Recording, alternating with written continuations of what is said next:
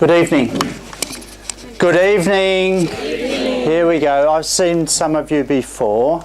Actually, I've seen many of you before. You may not have come into my class, but I've seen you in Hong Kong somewhere. I have many identities in front of me. We've got lots to do tonight. The main thing is to, that's later. Okay. Is great. And one card is good. Thanks. The theme of tonight is time. The theme of tonight is speed. So before I do anything more, we're going to start with a speed dating game.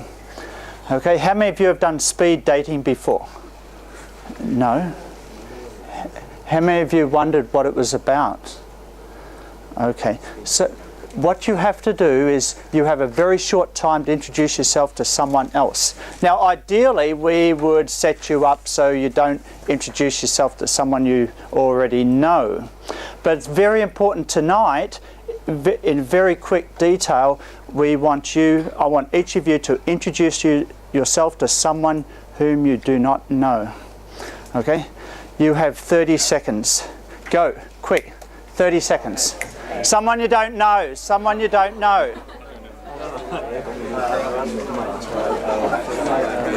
Stand up, walk around if you have to. Time is running out.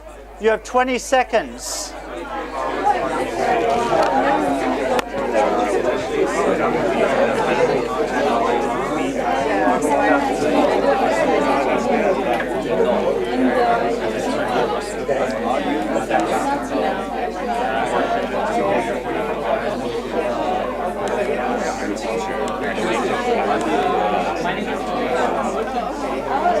Fifteen seconds. 10, 9, 8, 7, 6, 5. Okay, go and meet someone else. You've got 10 seconds left. Quick, someone separate. Why not do two? Get two done at the same time.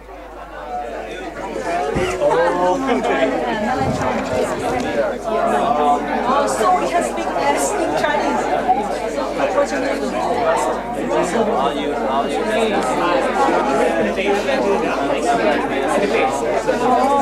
Get to the point. You have 8, 7, 6, 5, 4, 3, 2, 1. Okay, sit down.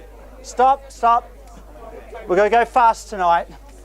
This time is the theme tonight. You have to do things fast.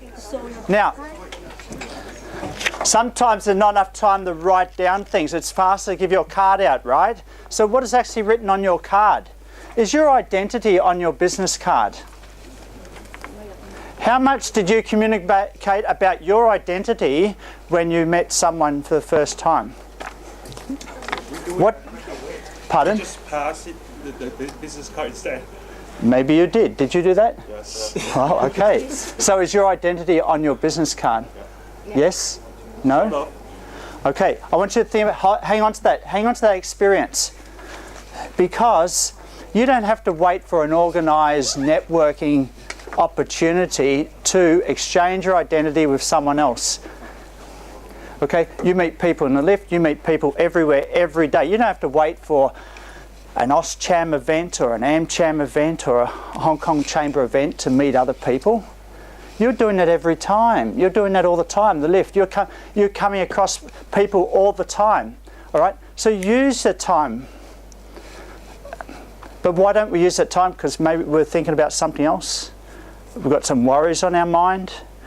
We have some emotional issues that we're trying to get our act together by the time we get to the office desk, so then we can put on our best face for our boss. Okay, so just give me my lift time. I don't want to talk to anyone. Okay, that happens. All right, so there's many reasons, there's many excuses for not reaching out in a non-networking environment. There are many excuses for doing that. Okay, think about it. Why do we have to have an organised network gathering? Okay, think about that as we go through tonight. Tonight, I briefly give you my biography. Well, I'll give it to you now in one line. I've had 7 jobs. been fired 5 times, and I've voluntarily resigned twice. So you work it out what I'm doing now. More about that later. Right now, I want you to think about your identity, because tonight we're going to talk about the following. And I don't want to use the PowerPoint slides too much, but for some of you who look for structure and you want something to take home, yes, you can take home the slides, but I got something better than that for you to take home. I got something for you to put in your wallet to keep. Okay, and it's not money. It's more valuable than money. Your picture? It's not my picture either. Now, you all have a card, right? You'll have, make sure, if you haven't got a card, put your hand up. We're passing you through around. I like you to have cards. Why? Because you're going to remember this night as different from any other night. If you have a piece of paper, A4 paper, guess what happens? It gets filed with the hundreds of other A4 papers that get put in front of you every week. Okay, this card means it's different already. We'll talk briefly about career transitions, the secret of fast results, how to double your personal productivity. And teamwork for time freedom. So time is the theme for tonight. The second theme tonight is your identity. That is your real cash in your wallet. So what is in your wallet? Your Hong Kong ID card, some cash, some credit cards. Is your real identity in the wallet? You don't know what I'm talking about, do you? Okay, I'll show you. My identity's in here. Well, this is what I'm talking about. Let me get my identity. Okay, so my identity is in my wallet. Everything on this paper.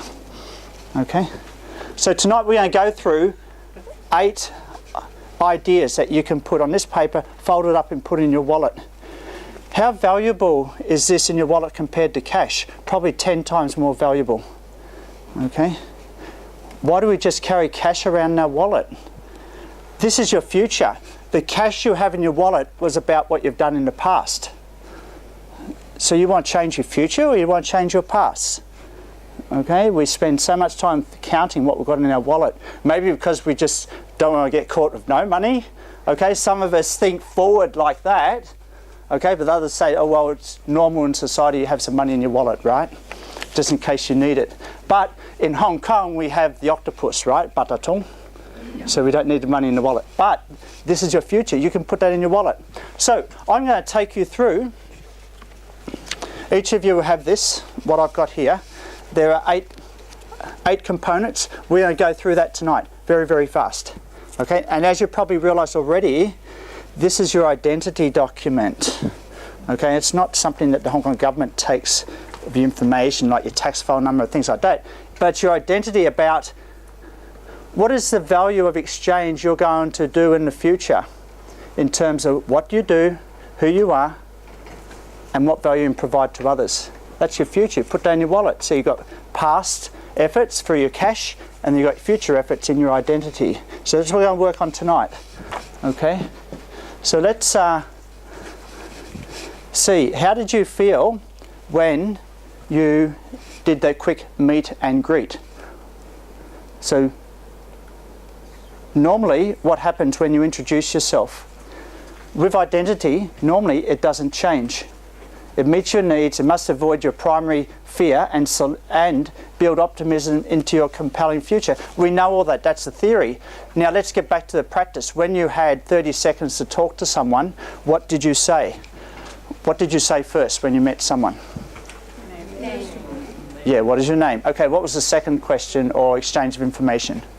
How to spell your name? How to spell your name? Okay. Okay. Name. What was the second thing you did? What do you do? Okay, wow, get to the point, don't we? Okay. Normally in slower countries we say, where are you from? Okay. But in Hong Kong, what do you do? Okay. All right, it always happens, right? I just imagine this happening.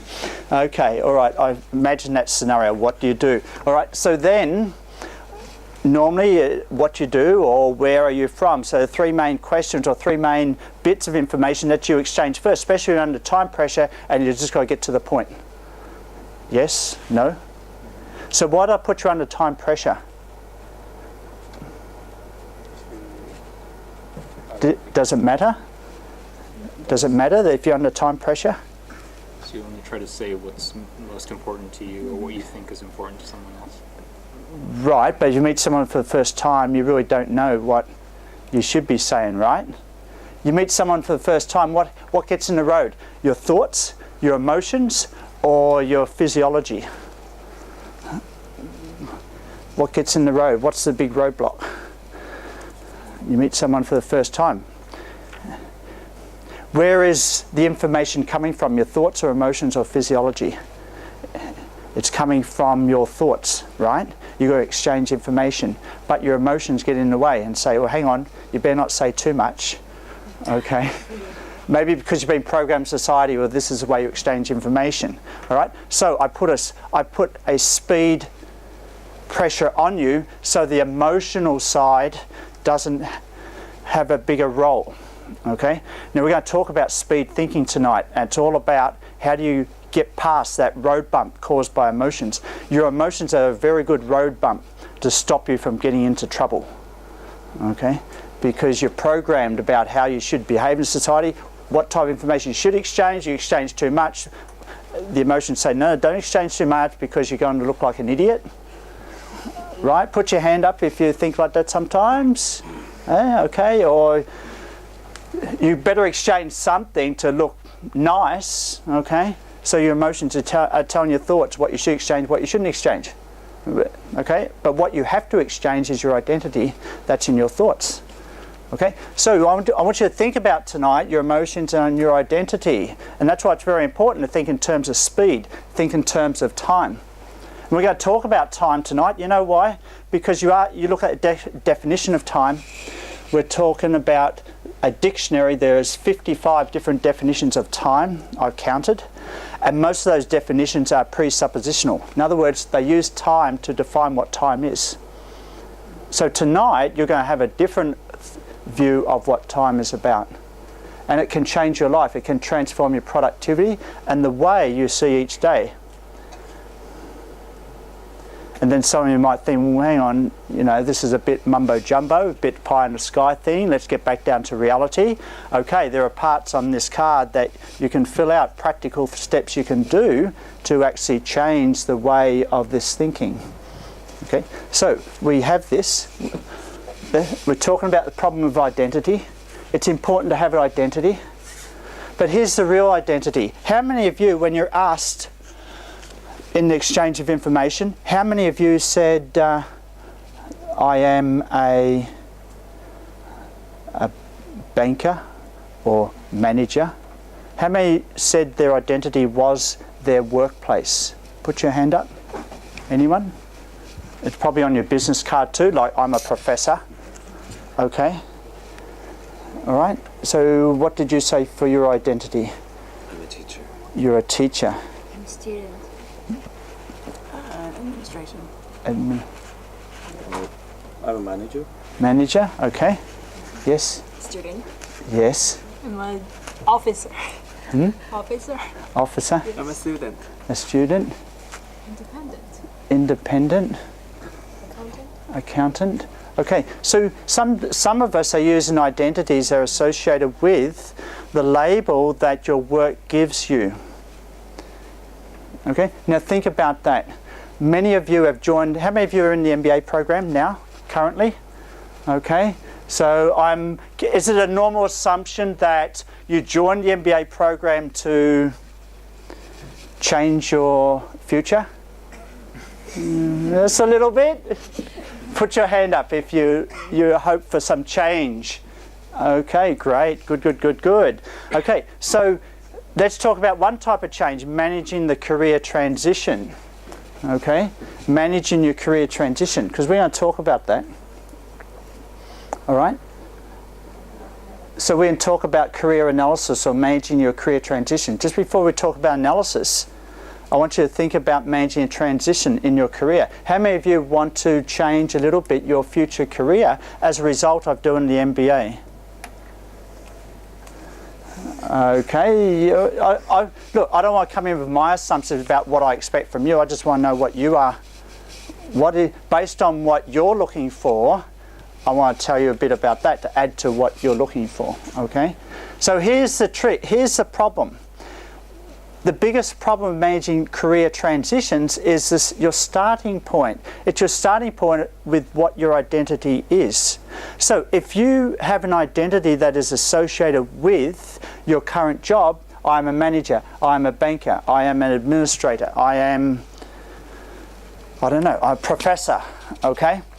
You immediately limit your opportunities in the future to those other employment opportunities that give you those type of positions, maybe plus a promotion, okay?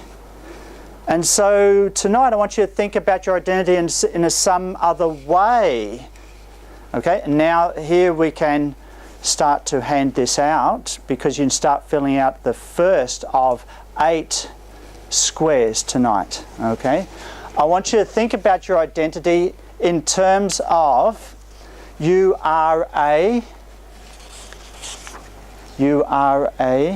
So for example, I'll give you an example. Instead of me saying, oh, I am a professor, I can say, I am a trainer.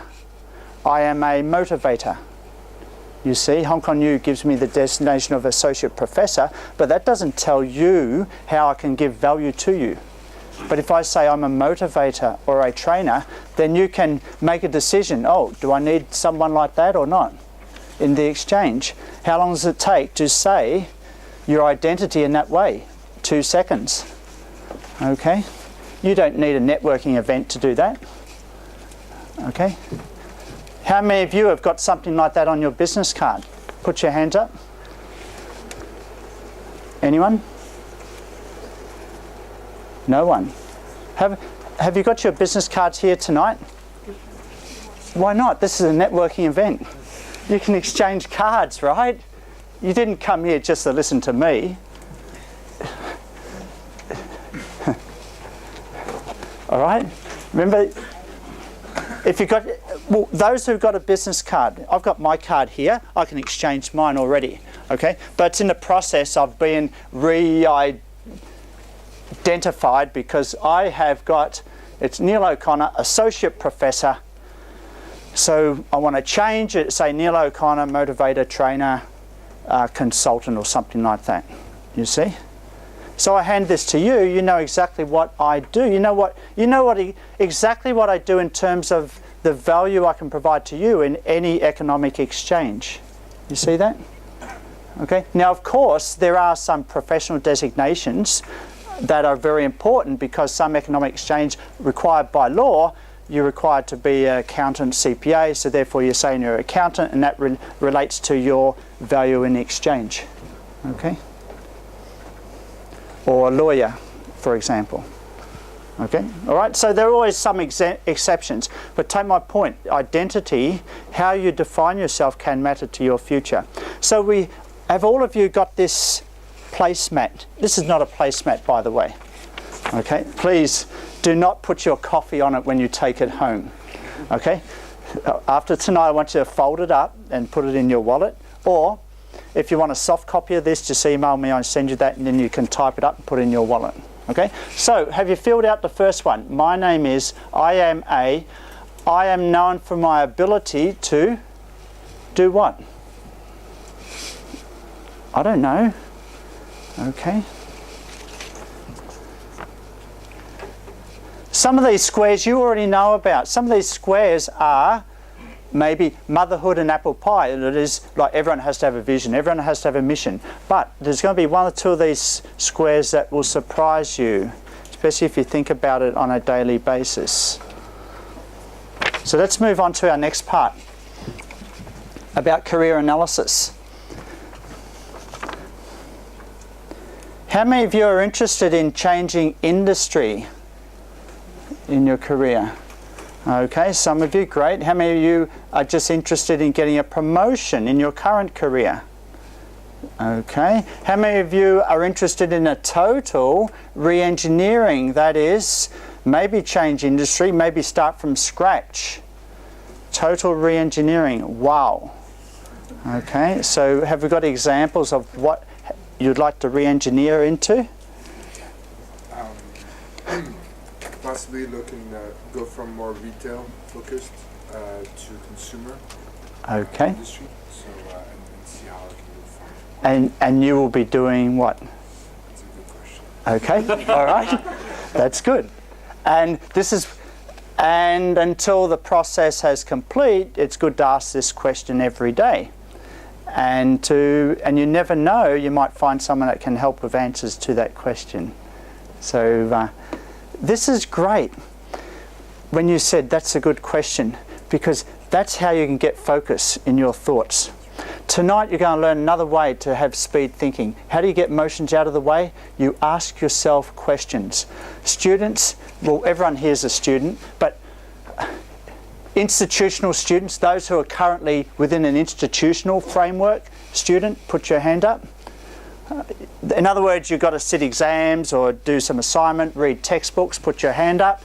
Okay, there's some undergraduate, MBA students, you don't do any exams or assignments? Yes? Okay, so here's one thing that you can take home tonight, all right? Never read the book from the first page. Okay, if you've got a textbook with questions at the back, try something creative, that is, just start answering the questions at the back, forcing your brain to search through the chapter the questions are at the back of, and see if that's more effective.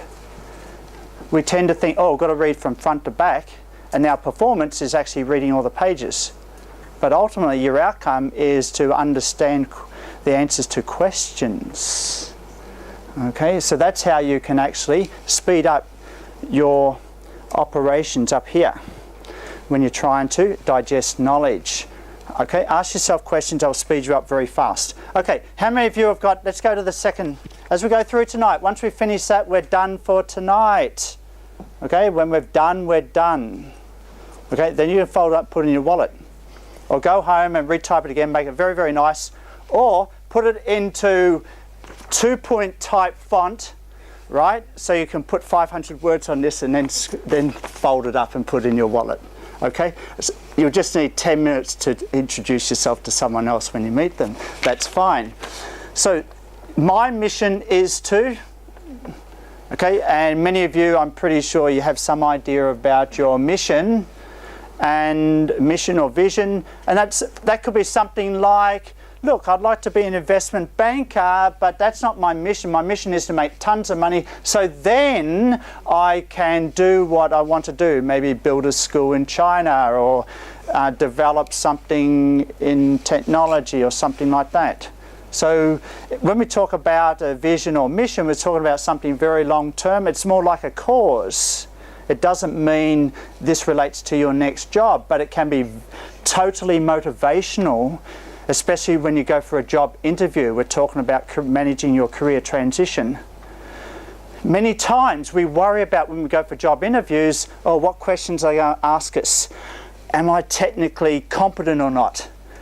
Many times that doesn't matter. What matters is, what is your cause? What is driving you? Many companies can train you up on the technical aspects if they know you have some drive. So this is what we mean by my vision and mission. Okay, what is driving you? It's not necessarily driving you into the next job, but that may help you in the interview too. Okay, so let's go to, that's B, A and B. Now let's go to C. I haven't shown you many PowerPoint slides, right? That's important. Okay, we don't want too many PowerPoint slides. We want something you fold up and put in your wallet. Okay, take home and look at. The PowerPoint slides is for me when I forget what I want to talk about next. Okay, right. Now, if some of you are still confused about career analysis, the first point I wanted to make is careers are very difficult to change, and there are different levels of change.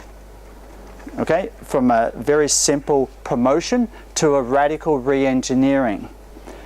What will help with that change, no matter what level you are attempting, is that you know who you are.